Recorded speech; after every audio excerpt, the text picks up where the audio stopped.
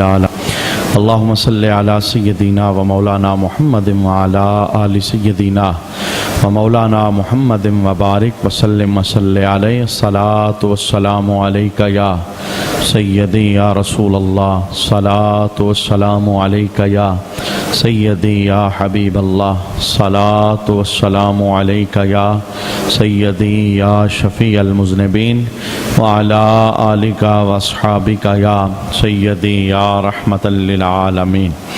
بعد از حمد و صلاة لائق عزت و تکریم جمیع احباب سمعین علی وقار، پرہیزگار لوگوں کی نشانیاں قرآن پاک بیان کر رہا تھا. گزشتہ نشست کے اندر ہم نے پرہیزگار بندوں کی دوسری نشانی سماعت کی. پہلی نشانی یہ تھی کہ وہ غیب پر ایمان رکھتے ہیں، اور دوسری نشانی قرآن پاک نے بیان کی وَيُقِيمُونَ الصَّلَاةَ، وہ نماز قائم رکھتے ہیں. پرہیزگار لوگوں کی یہ نشانی ہے. گزشتہ نشست کے اندر ہم نے اقامت نماز کے متعلق یہ بات جاننے کی کوشش کی تھی کہ نماز پڑھنا اور ہوتا ہے اور نماز کو قائم رکھنا اور ہوتا ہے. ظاہر اور باطن متوجہ ہو اللہ رب العالمین کی ذات کی طرف تو پھر نماز قائم ہوتی ہے. آج کی نشست میں پہلے ہم نماز کے متعلق چند گزارشات سماعت کریں گے، چونکہ آگے چل کر تقریباً قرآن پاک 90 بار سے زیادہ مرتبہ اس نشانی کو ذکر کرے گا کہ نماز قائم کرو. عنوان بدل بدل کر اور بات بدل بدل کر لب لباب یہی ہوگا کہ نماز قائم کرو، نماز پڑھو. ایمان والوں بندوں کی یہ نشانی ہے. رحمان کے بندے جھکتے ہیں، سجدہ کرتے ہیں، پیشانیاں ان کی اللہ کی بارگاہ میں جھکتی ہیں. تو 90 بار سے زائد قرآن پاک اس بات کی تلقین کرے گا، لیکن آگے چل کر ہم اس پر رکیں گے نہیں. متقی لوگوں کی، پرہیزگار لوگوں کی یہ دوسری بڑی نشانی ہے. اس پر میں چند گزارشات مزید آپ کے سامنے عرض کرنا چاہوں گا. سب سے پہلی بات یہ کہ نماز فرض ہوتی ہے. رسول رحمت صلی اللہ علیہ وآلہ وسلم نے جب ہجرت مدینہ فرمائی تو ہجرت سے تقریباً 1.5 سال قبل آقا حضور رحمت عالم صلی اللہ علیہ وآلہ وسلم کو معراج شریف کروائی گئی. یعنی اللہ رب العالمین نے اپنے دربار کے اندر حضور کو بلوایا. معراج کا پورا واقعہ وہ ہم جانتے ہیں. سرکار علیہ السلام مکہ کی سرزمین پر تھے، ابھی ہجرت مدینہ کی طرف نہیں ہوئی تھی. یعنی ہجرت سے تقریباً 1.5 سال قبل یہ نماز فرض کی گئی، اور معراج میں حضور رحمت عالم صلی اللہ علیہ وآلہ وسلم کو 50 نمازوں کا تحفہ دیا گیا. پھر ہم یہ بھی جانتے ہیں کہ اللہ کے محبوب علیہ السلام نے موسیٰ علیہ السلام کے کہنے پر 9 مرتبہ اللہ کے دربار میں بار بار حاضری دی نماز کی تعداد کو کم کروانے کے لیے، اور پھر یہ کم ہوتے ہوتے 5 نمازیں رہ گئی. لیکن پھر بھی اللہ رب العالمین کا امت کے نام یہ خاص کرم ہے، خاص مہربانی ہے کہ میں اپنے وعدوں کو بدلتا نہیں. ان اللہ لا یخلف المیعاد، میں نے وعدہ جو کیا ہے 50 نمازوں کا، تم پڑھو گے 5 لیکن ثواب میں تمہیں 50 ہی کا عطا فرماؤں گا. یعنی یہ اللہ رب العالمین کا خاص کرم ہے محبوب علیہ السلام کے وسیلے سے. تو نماز ہم پر فرض ہوتی ہے تقریباً ہجرت سے 1.5 سال قبل، اور حضور رحمت عالم صلی اللہ علیہ وآلہ وسلم اعلان نبوت فرماتے ہیں جب آپ کی عمر 40 سال ہوتی ہے. یہ جو پہلے کا زمانہ تھا، آقا حضور رحمت عالم صلی اللہ علیہ وآلہ وسلم اس میں بھی نماز پڑھا کرتے تھے، اس میں بھی حضور عبادت کیا کرتے تھے. ہم وہ لمبی داستانیں جانتے ہیں. جناب خدیجہ الکبریٰ رضی اللہ تعالی عنہا کہتی ہیں کہ محبوب علیہ السلام ستو لے کر کے، پانی لے کر کے غار حرا کے اندر تشریف لے جاتے تھے، اور بخاری کے اندر ہے کہ سرکار علیہ السلام 3 راتیں اور 3 دنوں تک اور کئی دنوں تک پھر غار کے اندر آپ عبادت فرمایا کرتے تھے. رہی بات یہ کہ کون سی عبادت کرتے تھے، اس پر محدثین اور مفسرین یہی ارشاد فرماتے ہیں کہ سرکار علیہ السلام بعثت سے پہلے جس بات پر آپ کا اجتہاد قائم ہوتا، یعنی گزشتہ جتنی شریعتیں گزری ہیں، جتنے نبی گزرے ہیں، ان کے جو طریقے تھے عبادتوں کے، تو جہاں پر آپ کا اجتہاد قائم ہوتا، دل آپ کا جمتا، آپ وہ والی عبادت اللہ کے دربار کے اندر قائم کرتے. تو پھر معراج کی رات باقاعدہ جب نماز فرض کی گئی اور یہ تحفہ तोहफा उम्मत को अता फरमाया गया। तो अम्मा आयशा सदीक़ा रज़ी अल्लाह ताला अन्हा कहती हैं इब्तदा के अंदर रकतें दो दो फ़र्ज़ की गई, दो फजर की थी, दो ज़ोर की थी, दो असर की थी, दो मगरिब की थी और फिर दो ही इशा की थी। अम्मा आयशा सदीक़ा रज़ी अल्लाह ताला अन्हा कहती हैं कि हिजरत से 1.5 साल कबल भी ऐसे ही चलता रहा, यानी नमाज़ों के अंदर रखते फ़र्ज़ों की सिर्फ दो दो पढ़ी जाती थी। और फिर आका हुज़ूर रहमत आलम सल्लल्लाहु अलैहि वसल्लम ने जब मदीना शरीफ के अंदर हिजरत फरमाई तो हिजरत के 1 साल तक भी यही निज़ाम चलता रहा, यानी नमाज दो दो रकत ही पढ़ी जाती रही। सरकार अलैहिस्सलाम भी पढ़ते रहे, हुज़ूर के साथ जो ग़ुलाम कलमा पढ़ चुके थे वो भी नमाज यूँ ही अदा किया करते थे। अम्मा आयशा सदीक़ा रज़ी अल्लाह ताला अन्हा कहती हैं कि हिजरत के 1 साल बाद फ़र्ज़ों की तादाद यानी नमाज की तादाद को बढ़ा दिया गया।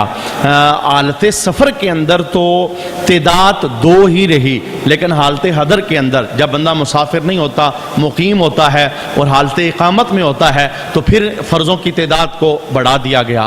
फजर को उसी जगह पर कायम रखा गया, ज़ोर के 2 के बजाय 4 फ़र्ज़ कर दिए गए, असर के 2 के बजाय 4 फ़र्ज़ कर दिए गए और मगरिब के 2 के बजाय 3 फ़र्ज़ कर दिए गए और इशा के 2 के बजाय 4 फ़र्ज़ कर दिए गए। यानी इब्तदाई जो तकरीबन 2.5 साल का अरसा बनता है, 2-2 रकतों के अंदर नमाज फ़र्ज़ थी और हिजरत के 1 साल के बाद इनकी तादाद को बढ़ा दिया गया।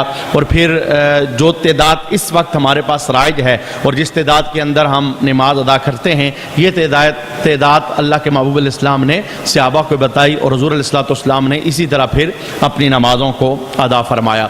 ये एक दूसरी मालूमात थी नमाज के मुतल्लिक। एक तीसरी बात, बहुत सारी बातें ऐसी हैं जो सब पर लाजिम नहीं।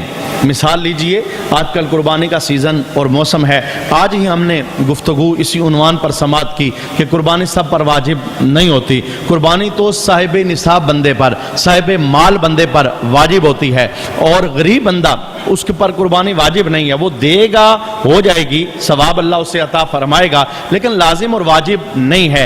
लाजिम और वाजिब का मतलब ये है अब नहीं करेगा बंदा तो पकड़ होगी, शरीयत की नाराज़गी है, अल्लाह रब्बुल आलमीन की नाराज़गी है और शरीयत को तोड़ना है, यानी वाजिब होने के बावजूद अगर बंदा अदा ना करे। कुर्बानी की इबादत है, सब पर लाजिम नहीं है। ज़कात की इबादत है, ज़कात भी साहिब माल बंदे पर, फिर माल पर पूरा साल गुजर जाए, सिर्फ ऐसे लोग जो मालदार हैं उन्हीं पर ज़कात लाजम है। तीसरी इबादत हमारे पास हज की इबादत है, ये भी सब पर लाजिम नहीं है। वो बंदा जिसके पास हज की इस्तेताअत है माल के ज़रिए, हज भी उसी पर लाजिम होता है। बाकी जिसके पास माल नहीं है वो हज करेगा, हज हो जाएगा, लेकिन नफली हज होगा, वो फ़र्ज़ हज यानी उसी सूरत में होता है जब बंदे के पास माल हो। चौथी इबादत हमारे पास रोज़े की शक्ल में है। जब हम बीमार हो जाएं, रोज़े में फिर भी रुख्सत हमें होती है, भाई बीमारी की हालत के अंदर रोज़ा ना रखो, बाद में इसकी कज़ा कर लेना। जो नईफ लोग होते हैं, कमज़ोर लोग होते हैं, जिन्हें शेख फ़ानी कहा जाता है, जिनकी सेहत इस बात की इजाज़त नहीं देती कि अब वो रोज़ा बर्दाश्त नहीं कर सकते, शरीयत पाक ने उनके लिए रोज़े के मुतबादिल फ़िदिया करार दिया। भाई तुम रोज़ा ना रखो, फ़िदिया अदा कर दो, तुम्हारा गुजारा हो जाएगा। अला हज़ल क़ियास, रोज़ा भी सब पर लाजिम नहीं होता। मुसाफिर बंदे को रोज़े की हालत के अंदर छुट्टी दी गई, इख्तियार दिया गया, भाई तू सफ़र के अंदर अगर ना रख सके तो ना रखना, बाद में रख लेना। लेकिन सिर्फ और सिर्फ इबादत की दुनिया के अंदर नमाज एक ऐसी इबादत है जो अमीर पर भी है, गरीब पर भी है, बीमार पर भी है, सेहतमंद पर भी है, बूढ़े पर भी है, जवान पर भी है। मर्द और औरत इस फ़र्ज़ के अंदर यकसान तौर पर शामिल हैं। बच्चों को भी अल्लाह के महबूब इस्लाम ने इस इबादत का हिस्सा बना दिया। मैं आका हुज़ूर रहमत आलम सल्लल्लाहु अलैहि वसल्लम के उन खूबसूरत लफ्ज़ों पर कुर्बान जाऊँ। मेरे महबूब इस्लाम फरमाते हैं, जब तुम्हारे बच्चों की उम्र 7 साल हो जाए तो उन्हें नमाज का हुक्म दो। अगर वो नमाज ना पढ़े, प्यार से समझाओ, अपनी ज़ुबान के अंदर थोड़ी सख्ती लाओ, अपने लहजे के अंदर थोड़ी सख्ती लाओ। जब उम्र की हद आगे बढ़ती चली जाए, जब तुम्हारा बच्चा 10 साल का हो जाए तो फिर अगर वो नमाज ना पढ़े, मेरे महबूब इस्लाम फरमाते हैं अब मार कर नमाज पढ़ाओ। اب صرف بات سے گزارا نہیں چلے گا, اب صرف زبان کی سختی سے گزارا نہیں چلے گا, ایک آدھ تھپڑ لگا دینا, ڈنڈا اٹھا لینا, یہ بچے کی تربیت کے لیے بہت زیادہ ضروری ہے. حالانکہ میرے محبوب اسلام اتنے شفیق ہیں, سرکار علیہ السلام فرماتے ہیں بعض اوقات مجھے دل کرتا ہے میں لمبا قرآن پڑھوں, لمبی قرات کروں, پر میں نماز چھوٹی پڑھاتا ہوں. کیوں؟ کوئی ماں پیچھے کھڑی ہوتی ہے جس کا بچہ گھر میں رو رہا ہوتا ہے, اور مجھ محمد سے برداشت نہیں ہوتا کہ بچہ گھر میں تڑپ رہا ہے, ماں میرے پیچھے کھڑی ہو کے نماز پڑھ رہی ہے, تو جلدی سے ماں اپنے بچے کے ساتھ مل جائے. حضور اتنی شفقت بچوں کے ساتھ فرماتے ہیں, جب سرکار باہر سے تشریف لاتے ہیں سب سے پہلے بچوں سے ملاقات کرتے ہیں, اپنی سواری پر ساتھ بٹھا لیتے ہیں. اتنا پیار ہونے کے باوجود میرے محبوب علیہ السلام فرماتے ہیں یہ نماز نہ پڑھیں, 10 سال ان کی عمر ہو جائے انہیں مارو, سختی کرو, ڈنڈا ہاتھ میں اٹھاؤ, اپنا ہاتھ نکالو, اب نرمی ان پر نہیں چلے گی. اس عمر کی نرمی ان کو آگے جا کر یہ بے نمازی بنا دے گی. میں آپ کو تجربہ بتاؤں, یعنی یہ آپ کا بھی تجربہ ہے, یہ صرف میرا تجربہ نہیں ہے. جس بچے پر سختی چلتی رہتی ہے وہ مسجد آتا جاتا رہتا ہے, اور جس بچے سے سختی کا ہاتھ اٹھ جاتا ہے کوئی شیر کی نگاہ رکھنے والا نہیں ہوتا. میں ایک مثال یہ دیتا ہوں, جن والدین کے بچے ادھر ہیں لیکن باپ باہر کسی ملک کے اندر کام کے سلسلے میں رہتا ہے, یہاں صرف ماں ہے, ان بچوں کو آپ نہیں دیکھو گے کہ وہ مسجد آتے ہیں. ماں کے لہجے میں نرمی ہوتی ہے, باپ کے لہجے کے اندر سختی ہوتی ہے, باپ کی نظر کے اندر شیر جیسی طاقت اللہ رب العالمین نے رکھی ہوئی ہے.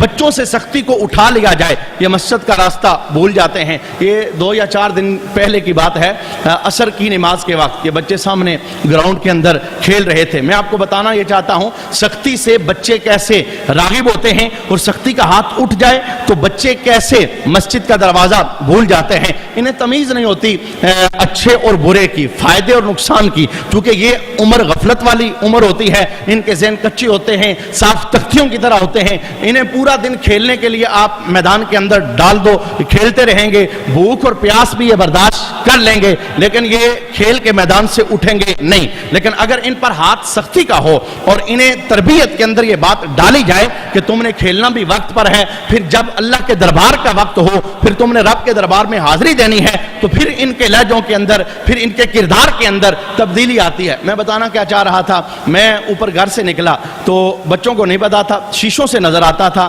یعنی وہ سیڑھیوں کے شیشے لگے وہاں سے نظر آتا تھا کہ بچے کھیل رہے ہیں. میں نے وہاں دیکھا بچے کھیل رہے ہیں, وہ بچے بھی تھے جو میرے پاس پڑھتے ہیں اور وہ بچے بھی تھے جو میرے پاس نہیں پڑھتے ہیں. اب جیسے ہی میرے دروازے کی کنڈی کھلی تو اچانک کیا ہوا, میں نے دیکھا تو گراؤنڈ میں ایک بچہ بھی نہیں ہے. سب بچوں نے ایک چیٹنگ کی. چیٹنگ کیا تھی, سارے زمین پر لیٹ گئے. انہوں نے یہی سمجھا کہ کنڈی کھلی ہے, باہر آئیں گے دیکھیں گے کوئی بھی نہیں ہے. حالانکہ میں سیڑھیوں سے دیکھ چکا تھا, سارے گراؤنڈ کے اندر کھیل رہے تھے. اب ایک تھا, میں نے آواز لگائی تو سارے اٹھ گئے اور اٹھ کے پھر مسجد آ گئے. میں نے یہاں سے کیا کہنا چاہا, ان کے لیے صرف یہ تھا کہ کل ہم جب جائیں گے پڑھنے کے لیے 2 ڈنڈے پڑھنے ہیں, تو اس سختی سے بچنے کے لیے انہوں نے تھوڑے دیر کے لیے اپنے آپ کو بچا لیا, اپنے آپ کو چھپا لیا تاکہ ہم نظروں میں نہ آ سکیں. یہ استاد کے پاس تو آدھے گھنٹے کے لیے آتے ہیں, لیکن ماں باپ کے پاس 24 گھنٹے ایک بچہ رہتا ہے. اس لیے اللہ کے محبوب علیہ السلام نے صرف استاد کی ڈیوٹی نہیں لگائی, فرمایا اے والد یہ تمہاری ڈیوٹی ہے, 7 سال کا ہو جائے نماز کا حکم جاری کرو, 10 سال کا ہو جائے نماز نہ پڑھے تھپڑ لگاؤ, ڈنڈا لگاؤ, سختی کرو, مارو. کیونکہ آج کا اس کی اگر پیشانی کے اندر سجدہ تم ڈال دو گے, کل کا یہ پکا نمازی ہوگا. معذرت کے ساتھ ان والدین کے لیے میں جملہ کہنا چاہوں گا جنہوں نے اس بچپنے کی عمر کے اندر غفلت میں گزار دیا. وہ نرمی کرتے رہے, اچھا سمجھ جائے گا, بڑا ہو جائے گا, جان جائے گا, چلا جائے گا. معذرت کے ساتھ آج ان کے بچے مسجد کے اندر نہیں آتے. بہت نفیس طبیعت والا ہو جو حدیثیں سن کر کے, مذہب کا بیان سن کر کے اس کی طبیعت کے اندر نرمی پیدا ہو جائے, وہ اللہ کے گھر کی طرف آ جائے, یہ بہت کم نصیبوں والے ایسے ہوتے ہیں. وگرنہ جو بچپن کے بے نمازی ہیں وہ بڑے ہو کر بھی پھر زمانوں تک بے نمازی ہی رہتے ہیں. اور بچپن سے جن کی پیشانیوں پر سجدہ ڈال دیا جاتا ہے تو پھر وہ بڑے ہوتے ہیں تو پھر ان کی پیشانیوں پر سجدہ چمکتا رہتا ہے. بہت سارے والدین دکھی ہوتے ہیں, بتاتے ہیں ہمارا جوان بچہ ہے جی گھر میں سویا رہتا ہے جی, میں کہتا ہوں سنتا نہیں ہے جی, آگے سے باتیں کرتا ہے. اصل میں تربیت کے اندر تھوڑا سا فقدان ہو گیا, ہم سے بچپن کے اندر غلطی ہو گئی. اور بچپن کے اندر اللہ کے محبوب علیہ السلام نے ہمیں آرڈر جاری کیا تھا ان 7 سال عمر ہو جائے, نماز ایسا فرض ہے بچہ ہو یا بوڑھا ہو، مرد ہو یا عورت ہو، بیمار ہو یا صحت مند ہو، یہ سب پر لازم اور ضروری ہے۔ میں ان والدین کے نام یہ کہنا چاہوں گا، ہمت نہ ہاریے، چونکہ تبلیغ کا کام اور آواز لگانے کا کام یہ صرف کسی مسجد کے خطیب کی ڈیوٹی نہیں ہے، امام کی ڈیوٹی نہیں ہے، ہر ایک کو میرے محبوب الاسلام نے مبلغ بنا دیا اس جملے کے ساتھ، بلغوا انی ولو آیا، پہنچا دو میری طرف سے اگرچہ ایک ہی بات ہو۔ تو اس ایک بات کو پہنچانے کے لیے ہمیں یہ پتہ ہے نماز ہم پر بھی فرض ہے، ہمارے بچوں پر بھی فرض ہے، ہماری بیوی پر بھی فرض ہے، گھر کے اندر بہو ہے اس پر بھی فرض ہے، بیٹی ہے تو اس پر بھی فرض ہے۔ تو اب یہ سندیسہ دینا، یہ پیغام لگاتے رہنا، فجر کے وقت اٹھنا، صدا دینا، بیوی تو بھی اٹھ جا، بیٹی کو کہنا بیٹی تو بھی اٹھ جا، بچوں کو صدا دینا تم بھی اٹھ جاؤ۔ اگر بچے چھوٹے ہیں تو مار وہ کاریگر ثابت ہوتی ہے، اگر بچے چھوٹے ہیں تو انہیں ڈرانا دمکانا یہ مفید ثابت ہوتا ہے۔ آپ کو پتا ہے جب بچے بڑے ہو جائیں پھر شریعت نے انہیں مارنے سے منع کر دیا ہے، پھر شریعت نے انہیں نرمی کے ساتھ سمجھانے کا حکم عطا فرمایا ہے، انہیں بتاتے رہو۔ ہوگا کیا؟ کل آپ بری و ذمہ ہو جاؤ گے، یہ پڑھیں یا نہ پڑھیں، یہ مسجد آئیں یا نہ آئیں، یہ اٹھیں یا نہ اٹھیں، آپ کی روز روز کی صدا، روز روز انہیں کہنا نماز تم پر لازم ہے، تم پر فرض ہے۔ میں جملہ اس لیے دہراتا ہوں، رب کائنات نے اصول بیان فرمایا ہے، اگر نماز ایک بار کہنے والا کام ہوتا تو میں ایک بار کہتا بات ختم کر دیتا، یہ ایک بار کہنے والا کام نہیں ہے۔ اللہ ہو کر بھی اس کام کو 90 سے زیادہ مرتبہ کہہ رہا ہے، کوئی بات تو ہے نا، کوئی راز تو ہے نا۔ جب رب ہے وہ ایک مرتبہ کہتا اقیم الصلاۃ، نماز قائم کر دو، اب دوسری بار وہ نہ کہتا، کون تھا اسے پوچھنے والا؟ باوجود عشق کے وہ مالک ہے، وہ خالق ہے، وہ رب ہے، وہ ایک حکم کو 90 بار دہرا رہا ہے۔ اصل میں ہمیں سمجھانا مقصود تھا، اس حکم کو بار بار کہو گے، محفلوں میں کہو گے، مسجدوں میں کہو گے، گھروں میں کہو گے، صبح کے وقت کہو گے، شام کے وقت کہو گے، کھانے کی میز پر بیٹھے ہوئے کہو گے، جب تمہارے سامنے بچے بیٹھ جائیں ان کی تلاشی لوگے تم نے نماز پڑھی ہے یا نماز نہیں پڑھی ہے۔ تو جب بار بار یہ حکم چلتا رہے گا اللہ رب العالمین فضل فرمائے گا، ان کی پیشانیاں اللہ کے دربار میں جھکنے والی بن جائیں گی۔ یہ چلتے چلتے ایک حدیث پاک اس ضمن کے اندر میں نے آپ کے سامنے عرض کی کہ نماز ایک ایسا واحد فرض ہے جس میں کسی کو بھی چھٹی نہیں دی گئی۔ اب دیکھیے شریعت نے حکم دیا بھئی کھڑے ہو کے نماز پڑھو، بندہ اس قابل نہیں ہے، کھڑا نہیں ہو سکتا، آج بخار ہے، سر درد ہے، چکر آ رہے ہیں، شریعت کا اچھا بیٹھ کے پڑھ لے، بندہ اس قابل بھی نہیں، وہ بیٹھ بھی نہیں سکتا، اچھا شریعت نے کہا لیٹ کے پڑھ لے، چھٹی نہیں دی۔ روزے میں چھٹی ہے، بھئی بیمار ہو گئے ہو نہ رکھنا، اگلے دن رکھ لینا، اس سے اگلے دن رکھ لینا، رمضان گزر گیا پھر رکھ لینا، شریعت نے کہا نہ اس میں چھٹی نہیں ہے، بیٹھ کے نہیں پڑھ سکتے لیٹ جاؤ۔ اچھا جی لیٹ کے بھی نہیں پڑھی جا سکتی، دماغ کام نہیں کر رہا، اعضاء ساتھ نہیں دے رہے، زبان حرکت نہیں کر رہی، شریعت نے کہا اچھا پھر ایسا کرو اشاروں سے پڑھ لو، زبان نہیں ہلتی تو نہ ہلے، اشاروں سے پڑھ لو۔ اب اتنا نازک معاملہ ہے نماز کا۔ اب ہم سفر میں گئے، شریعت نے کہا اچھا روزہ نہ رکھنا سفر کے اندر، تمہیں اختیار ہے، مشکل ہوتا ہے سفر، عذاب کا ٹکڑا ہے سفر، مشکلات ہوتی ہیں، لیکن نماز کے معاملے میں یہ بھی کہا، فرمایا سفر میں نماز پڑھنا، اور صرف یہی نہ کہا کہ پڑھنا، فرمایا جب کوئی سفر میں جاتا ہے اور پھر نماز کا ٹائم ہو جاتا ہے اور اذان دے کے وہ نماز پڑھتا ہے، میرے محبوب فرماتے ہیں، اللہ فرماتا ہے اس بندے کی ادا مجھے اتنی پسند آتی ہے میں اس کے گزشتہ گناہوں کو معاف فرما دیتا ہوں۔ اب سفر میں بھی نماز کو لازم کر دیا گیا، یہاں تک کہا گیا آپ جہاز میں ہو، آپ ریل میں ہو، گاڑی رک نہیں رہی، قبلے کی سمت آپ کے سامنے آ نہیں رہی، سواری پر ہو، نماز کا ٹائم ہو گیا، سواری ہی پر پڑھ لو۔ یعنی یہاں تک اس کی پابندی اور اس کے حکم کے اندر اللہ کے محبوب علیہ الصلوۃ والسلام نے اس کے اندر ثابت قدمی ہمیں عطا فرمائی، بار بار اس کی تلقین ہے، ایسا فرض ہے جو ہر ایک پر ہے، ہر جگہ ہے، ہر ٹائم ہے، 24 گھنٹے کے اندر۔ میں اگلا جملہ آپ کے سامنے پڑھوں گا تو شاید تھوڑی دیر کے لیے آپ بھی حیران ہو جائیں۔ مسلم شریف کی حدیث پاک ہے، اللہ کے محبوب علیہ السلام فرماتے ہیں بندے اور کفر کے درمیان فرق جو اللہ نے ڈالا ہے وہ نماز ہے۔ ایک مسلمان اور کافر کی زندگی میں جو فرق ہے وہ نماز ہے۔ بھلا بندہ کلمہ پڑھنے والا ہے، اس کی آئی ڈی کارڈ پر لکھا ہے میں مسلمان ہوتا ہوں، میں مسلم کمیونٹی کے ساتھ تعلق رکھتا ہوں، لیکن وہ 5 وقت اللہ کے دربار میں نہیں جاتا، نماز کا ٹائم ہو اس کا کاروبار بند نہیں ہوتا، نماز کا ٹائم ہو وہ گھر اپنے بیوی بچوں کو چھوڑنے کے لیے تیار نہیں ہے، نماز کا ٹائم ہے وہ میڈیا کے سامنے چھٹنے کے لیے تیار نہیں ہے، نماز کا ٹائم ہے فجر کے وقت اس کی آنکھ لگتی ہی رہتی ہے، اور پھر وہ جب سورج بلند ہو جاتا ہے پھر جا کر کبھی اٹھتا ہے۔ تو میرے محبوب علیہ الصلوۃ والسلام نے کتنا اونچا جملہ ارشاد فرمایا، فرمایا ایک مسلمان اور کافر کے درمیان فرق کیا ہے؟ فرمایا نماز. اور محدثین نے اس کا معنی بیان فرمایا یہ نہ سمجھنا کہ نماز نہ پڑھنے سے بندہ کافر ہو جاتا ہے، پر یہ ضرور سمجھنا نماز نہ پڑھنا یہ کام کافروں والا ہے. کبھی کسی کافر کو آپ مسجد نبوی کے اندر نہیں دیکھو گے، کسی کافر کو آپ مسجد حرام میں طواف کرتے نہیں دیکھو گے، کسی کافر کو آپ مسجد کی صفوں کے اندر جمعہ پڑھتے نہیں دیکھو گے، کیونکہ کافر نہیں آتے، انہوں نے جھکنا نہیں ہے، رب کو انہوں نے ماننا نہیں ہے. ہم نے رب کو مانا ہے اور مان کر ہم نے وعدہ کیا تھا لا الہ الا اللہ، اللہ کے سوا کوئی معبود نہیں. اے میرے اللہ عبادت تیری کریں گے، سر تیرے سامنے رکھیں گے، پیشانی تیرے سامنے جھکائیں گے. وعدہ کر کے ہم نے اپنا وعدہ بولا دیا ہے. حالانکہ فرق یہ تھا مسلمان اور کافر کی زندگی کے اندر، مسلمان کی زندگی نماز سے پر نور ہوتی ہے، مزین ہوتی ہے، 5 ٹائم سجدہ ہوتا ہے. کچھ بھی ہو جائے جب نماز کا ٹائم ہوتا ہے مسلمان سب کچھ چھوڑ چھاڑ کے اللہ کے دربار میں حاضر ہو جاتا ہے.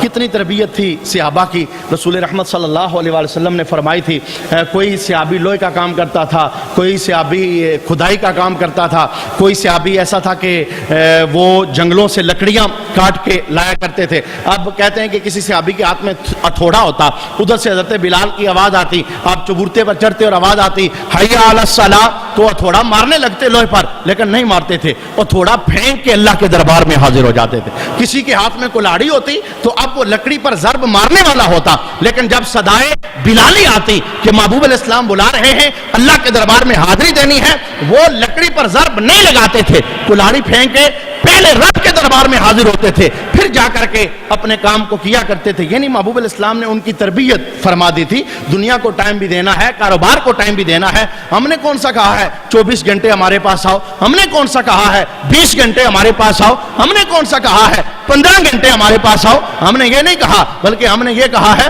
فجر میں فقط 15 منٹ ہمارے پاس آ جاؤ، پھر تمہیں چھٹی ہے. 5 6 7 8 9 10 11 12 یہ 1 2 بجے تک کام کرتے رہو، پھر تھوڑی سی دیر وقفہ کر لو، اپنے جسم کی تھکان بھی دور ہو جائے گی، رب کا نور بھی تمہیں میسر آ جائے گا. پھر آدھے گھنٹے کے لیے ہمارے پاس آ جاؤ، پھر تھوڑی دیر کام کرو، 2 گھنٹے کام کرو، پھر 15 منٹ کے لیے ہمارے پاس آ جاؤ، پھر 1 گھنٹہ کام کرو، پھر 15 منٹ کے لیے ہمارے پاس آ جاؤ. ہوگا کیا؟ یہ جو 15 منٹ کا چکر ہے، آدھا گھنٹے کا چکر ہے، ایک تو تمہاری تھکاوٹ دور آ جائے گی، اور دوسرا دن بھر مادہ پرستی کے دور کے اندر جو تمہارے سر پر گناہوں کا بوجھ پڑا ہوگا، جب ہمارے پاس آؤ گے وہ بوجھ دور کر کے ہم تمہیں نیکیوں کا نور عطا فرما دیں گے. حدیث پاک ہے، اللہ کے محبوب علیہ السلام نے خود ارشاد فرمایا ہے جب بندہ نماز کے لیے آتا ہے گناہوں کا بوجھ لے کے وہ مسجد کے اندر آتا ہے. میرے محبوب علیہ السلام فرماتے ہیں جب بندہ وضو کرتا ہے، وضو کرتے ہوئے جب بندہ اپنے ہاتھ دھوتا ہے تو جو ہاتھوں والے گناہ ہوتے ہیں وہ وہیں پہ گر جاتے ہیں. پھر بندہ کلی کرتا ہے، جو زبان سے گناہ صادر ہوتے ہیں وہ گر جاتے ہیں. پھر جب بندہ چہرہ دھوتا ہے، چہرے کے گناہ گر جاتے ہیں. پھر جب بندہ پاؤں دھوتا ہے، پاؤں کے گناہ گر جاتے ہیں. پھر جب بندہ نماز کے لیے اللہ کے دربار میں کھڑا ہوتا ہے، قیام کر کے رکوع میں جاتا ہے، تو جتنے گناہ تھے وہ گرتے چلے گئے. جب بندہ سجدے سے اٹھا ہے تو اللہ رب العالمین نے اسے ظاہر اور باطن سے صاف فرما دیا ہے. آپ کو نماز کا پابند بناؤ. یہ ایک حدیث پاک میں نے آپ کے سامنے عرض کی. ایک اور قرآن پاک کی آیت سنیے. یعنی بے شمار حکم ہے لیکن ایک قرآن کی آیت سنیے. اللہ کے یہ قرآن پاک کی آیت جب بھی میں پڑھتا ہوں یعنی یہ ایک ڈرا دینے والی آیت ہے، اور نمازی بندے کو یہ آیت پڑھنی چاہیے، بلکہ زبانی یاد کرنی چاہیے، اس کا ترجمہ ذہن میں رکھنا چاہیے. ہر ہفتے میں، ہر 2 ہفتے کے بعد اپنے چھوٹے بچوں کو، بچیوں کو، اپنی بیویوں کو یہ سکھانی چاہیے. ڈرا دینے والی آیت ہے. قرآن پاک کا ڈرا دینے والا بیان ہے. کون سا بیان؟ اگر یہ آیت ذہن میں ہو تو بندہ پھر یعنی نمازی ہونے کے بعد بے نمازی نہیں بنتا. بعض نمازی ہوتے ہیں وہ 1 مہینے والے نمازی ہوتے ہیں، 2 مہینے والے ہوتے ہیں، یا 3 والے ہوتے ہیں، یا صرف رمضان والے ہوتے ہیں، یا بعض نمازی ہوتے ہیں جو ہر روز پڑھتے تو ہیں لیکن ایک ہی پڑھتے ہیں یا 2 ہی پڑھتے ہیں. پابندی ان کے زندگی کے اندر نماز کی نہیں ہوتی. ان کے لیے بھی آیہ مبارکہ یہ نور کے معنی رکھتی ہے. آئیے سنتے ہیں کون سی آیہ مبارکہ ہے. اللہ تبارک و تعالیٰ اس منظر کو بیان فرماتا ہے جس وقت جنتی جنت میں ہوں گے اور دوزخی دوزخ میں ہوں گے، اور ان دونوں کے درمیان دیوار ہوگی. وہ آراف، جب ہم سورہ آراف کے اندر پہنچیں گے ہم دیکھیں گے مقام آراف کیا ہے جو جنت اور دوزخ کے درمیان بنایا گیا ہے. ایک یعنی مقام ایسا آئے گا جب جنتی دوزخیوں کو دیکھیں گے اور دوزخی جنتیوں کو دیکھیں گے. یہ جس وقت آمنا سامنا ان کا ہوگا، درمیان میں دیوار ہے. یہ ایک طرف جنت والے ہیں، دوسری طرف دوزخ والے ہیں. تو قرآن پاک کہتا ہے جب ان کا آمنا سامنا ہوگا تو جنت والے دوزخ والوں سے سوال کریں گے. سوال کیا ہے؟ قرآن کہتا ہے وہ پوچھیں گے ما سلککم فی سقر. جنتی دوزخیوں سے پوچھیں گے بھئی تم دوزخ میں کیسے آئے؟ تم تو ایماندار تھے، تم تو مسلمان تھے، تم نے تو کلمہ پڑھا تھا، تم تو ہمارے ساتھ اٹھتے بیٹھتے تھے، تم تو ہمارے محلے کے تھے، ما سلککم فی سقر، تم دوزخ میں کیسے آ گئے؟ تمہارا جہنم میں داخلہ کیسے ہو گیا؟ اب وہ دوزخی جو آگے سے جواب دیں گے اس جواب کو سنیے گا.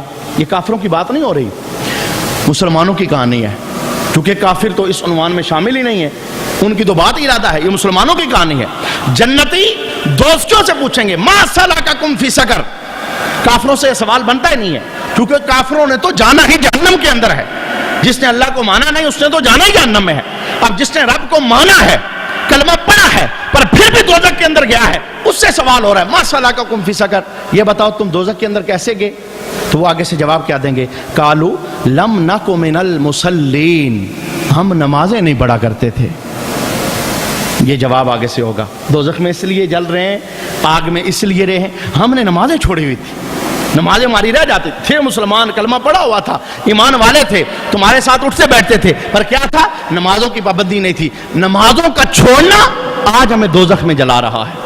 کتنا سخت معاملہ ہے. بزم عشر کے اندر نماز بندے کو جنت میں داخل کرتی ہے، اور بزم عشر کے اندر بے نمازی ہونا یہ بندے کو دوزخ کے اندر ڈال دیتا ہے. نماز میں اللہ رب العالمین نے کتنا نور رکھا ہوا ہے. ایک حدیث پاک مزید سماعت کر لیں. رسول رحمت صلی اللہ علیہ وسلم کے اس قول کو ابو ہریرہ رضی اللہ تعالی عنہ آپ نقل کرتے ہیں. سرکار علیہ السلام نے فرمایا جب بزم عشر ہوگا تو اللہ تبارک و تعالی سب سے پہلا سوال بندوں سے نماز کے متعلق فرمائے گا. نماز سجدہ ہے نا، عبادت ہے، اللہ کی بارگاہ میں جھکنا ہے. ہم نے اللہ کو اللہ مانا، رب کو رب مانا، بندگی کا وعدہ کیا اور یہ کہا لا الہ الا اللہ، تیرے سوا کوئی معبود نہیں، تو ہمارا معبود ہے، ہم تیری بارگاہ میں جھکیں گے. تو اللہ رب العالمین پوچھے گا بتاؤ جب مجھے معبود مانا تھا میری عبادت کی یا نہیں کی؟ میرے محبوب علیہ السلام فرماتے ہیں جب پہلا سوال بندے سے نماز کے متعلق کیا جائے گا، اگر نماز کے معاملے کے اندر بندہ پاس ہو گیا تو اگلی ہر سیڑھی پر آسانی ہی آسانی ہے. اور اگر نماز کے معاملے میں بندہ فیل ہو گیا، بے نمازی کے متعلق حدیث پاک کے اندر یہ بھی جملہ ہے بزم عشر کے اندر اس کے ماتھے کے اوپر یہ لکھا ہوگا کہ یہ اللہ کی رحمت سے محروم ہے، اللہ سے ناراض ہے. جدھر جائے گا عشر کے اندر یہ اس کی ماتھے کے اوپر ایک سطر لکھی ہوگی اور اسے لوگ پہچان لیں گے دنیا کے اندر بے نمازی تھا. اور پھر ایک مقام پر جا کر قرآن پاک آگے 29ویں پارے کے اندر یہ جملہ بولے گا جس وقت اللہ فرمائے گا بھئی ایسا کرو سارے میری بارگاہ میں سجدہ کرو. کون کون سجدہ کرے گا؟ وہی سجدہ کرے گا جو دنیا میں سجدہ کیا کرتا تھا. جس نے دنیا میں سجدہ نہیں کیا اسے کیا ہوگا؟ اس کی پیٹھ کو اللہ تختے کی طرح بنا دے گا. وہ سجدہ کرنا چاہے گا سجدہ نہیں کر سکے گا. اب وہ تڑپے گا سارے سجدے میں ہیں، میں بھی سجدہ کروں اپنے رب کے دربار میں. اللہ فرمائے گا نہیں، کل تم صحیح سالم تھے، تندرست تھے، ہم نے تمہیں بلایا تھا، تم اس وقت نہیں آئے. آج ہم انہیں توفیق دیں گے جو کل آتے رہتے تھے، جن کی پیشانیاں کل جھکی تھی، آج ہم انہیں اپنی بارگاہ کے اندر سجدے کی توفیق سے نوازیں گے. تو میرے محبوب علیہ السلام فرماتے ہیں اگر نماز مکمل ہو گئی تو صحیح ہے، اگر نماز میں کچھ کمی رہ گئی، فرائض کی بات ہو رہی ہے، اگر کچھ کمی رہ گئی تو اللہ فرمائے گا اچھا دیکھو اس کے نامہ اعمال کے اندر نفل ہیں، فرشتے دیکھیں گے، اگر نفل ہوئے تو فرضوں کی کمی کو نفلوں کے ذریعے پورا کیا جائے گا. یہ محبوب علیہ السلام کی خاص رحمت ہے. بھئی 2 فرض پڑھنا فجر کے ساتھ 2 سنتیں پڑھ لینا، نفلوں کے اندر یہ بھی شمار ہیں. 4 فرض پڑھنا عصر کے، 4 پہلے پڑھ لینا، 2 بعد میں، پھر 2 بعد میں پڑھ لینا، پلس 7 کر لینا. پھر ایسے ہی 4 فرض عصر کے، 4 پہلے نفل پڑھ لینا، زور میں مزید پلس کر لینا، مغرب میں 3 فرضوں کے بعد 2 اور 2 اور پڑھ لینا، عشاء کے اندر 4 فرض 3 وتر، اس سے پہلے 4 سنتیں انہیں پڑھ لینا، پھر 2 نفل پڑھ لینا، پھر 2 نفل پڑھ لینا، پھر 2 سنتیں پڑھ لینا. یہ سب کچھ اس لیے ملایا گیا تاکہ فرضوں میں کوئی کمی رہ جائے تو اللہ قیامت والے دن اس کمی کو نفلوں سے پورا کر کے بندے کو کامیابی کا سر عطا فرمائے گا. آج کی نشست کی آخری حدیث پاک یعنی نماز پرہیزگار لوگوں کی ایک دوسری نشانی ہے جو سورہ بقرہ کے اندر اللہ رب العالمین نے بیان فرمائی ہے. آئیے اس حدیث پاک کو سماعت کریں. ابو عثمان بیان کرتے ہیں کہ میں حضرت سلیمان فارسی رضی اللہ تعالیٰ عنہ کے ساتھ ایک درخت کے نیچے کھڑا تھا. تو حضرت سلیمان فارسی نے کام کیا، انہوں نے درخت کی ایک شاخ پکڑی اور اسے ہلایا. جب ہلایا تو پتے اس کے گرنے لگے. چپ ہو کے کھڑے ہو گئے. ابو عثمان کہتے ہیں میں دیکھ رہا تھا تو حضرت سلمان فارسی نے کہا کہ اب عثمان تم مجھ سے یہ نہیں پوچھو گے کہ میں نے یہ کیا کیا ہے اور کیوں کیا ہے؟ ابو عثمان کہتے ہیں کہ میں نے پوچھا کہ سلمان فارسی آپ بتاؤ آپ نے یہ کیوں کیا؟ یعنی آپ نے درخت کی شاخ کو پکڑا، اسے ہلایا ہے، پتے گرے ہیں، آپ نے یہ سب کیوں کیا؟ سلمان فارسی کہتے ہیں کہ میں رسول اللہ صلی اللہ علیہ وآلہ وسلم کے ساتھ حاضر تھا تو ایک درخت کے نیچے سرکار علیہ السلام کھڑے تھے تو حضور نے درخت کی شاخ کو پکڑا اور سرکار نے اسے ہلایا، پتے گرے. میں بھی تیری طرح خاموش کھڑا تھا تو مجھے سرکار نے کہا اے سلمان فارسی مجھ سے پوچھو گے نہیں کہ میں نے درخت کے پتے کیوں ہلائے ہیں؟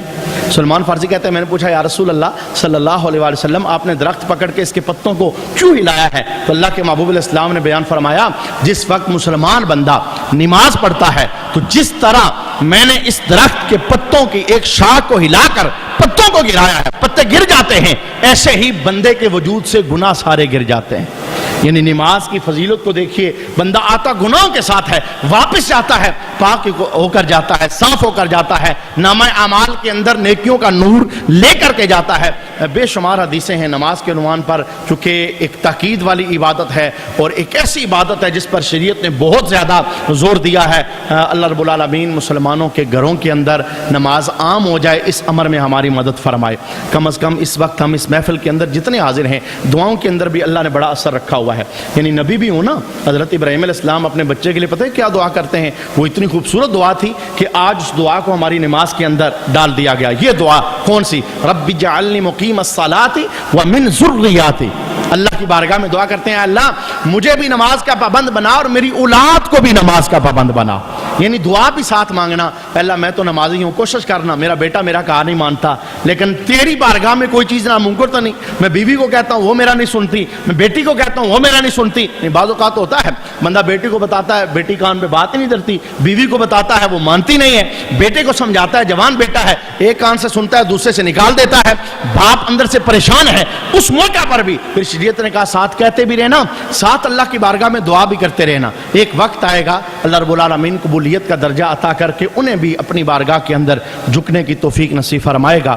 ہم اللہ کی بارگاہ میں دعا کرتے ہیں اللہ ہم سب کو 5 وقت کا پکا نمازی بنائے اور ہماری زندگی کے اندر نماز میں استقامت آ جائے اور پابندی آ جائے. اس امر میں اللہ ہماری مدد فرمائے. وما علینا الا البلاغ المبین. ایک مرتبہ